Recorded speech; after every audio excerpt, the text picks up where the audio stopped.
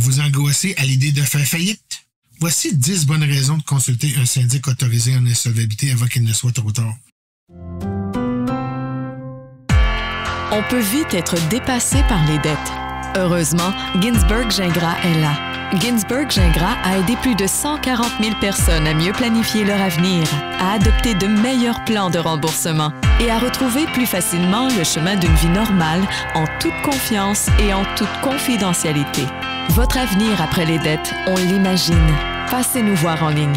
Ginsberg Gingras, syndic autorisé en insolvabilité. On vous aide à mieux repartir. Les principales préoccupations des gens qui songent à faire faillite sont habituellement liées aux effets financiers, sociaux, émotionnels, voire même la honte. Afin de vous aider à prendre une décision qui pourrait vous permettre de reprendre le contrôle sur votre situation financière, je vais adresser les préoccupations les plus communes. La cote de crédit. La faillite affectera le dossier de crédit d'une personne pendant quelques années, ce qui rend difficile l'obtention de prêts ou de cartes de crédit, mais pas impossible. La saisie de biens.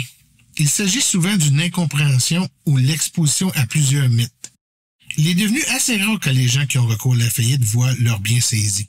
Dans plusieurs cas, l'effet de la faillite est contraire. Elle sert à protéger les biens et le salaire de saisie que pour exercer les créanciers. La honte. La faillite est souvent perçue négativement, ce qui peut entraîner un sentiment de honte ou d'échec personnel. La faillite sert à permettre de se libérer d'un important fardeau suite à un ou plusieurs imprévus. Les frais.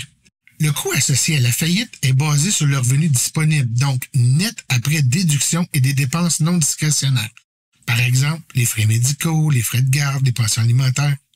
Le montant à verser pour une faillite est de loin beaucoup moindre que le montant requis par mois pour payer ses dettes.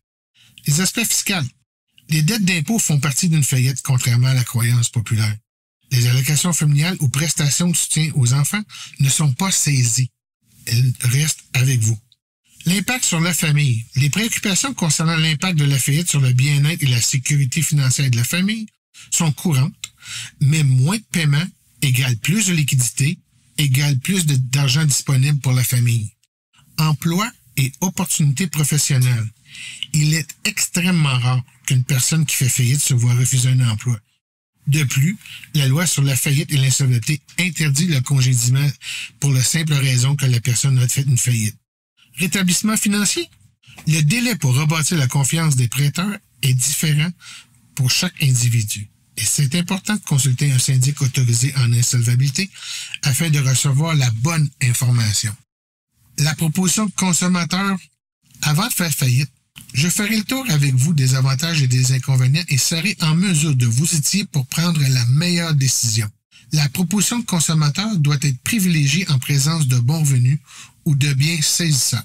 Donc, au lieu d'écouter monsieur, madame, tout le monde, pourquoi ne pas prendre un rendez-vous avec nous, des syndics autorisés en insolvabilité, afin de recevoir la bonne information, gratuitement, sans obligation et de façon confidentielle.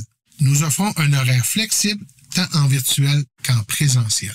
Pour de l'aide à mieux repartir ou en savoir plus sur nos services, visitez le ginsberg-gingras.com ou encore composez le 1-800-567-1905. Demeurez à l'écoute pour nos émissions à venir. Merci et à la prochaine.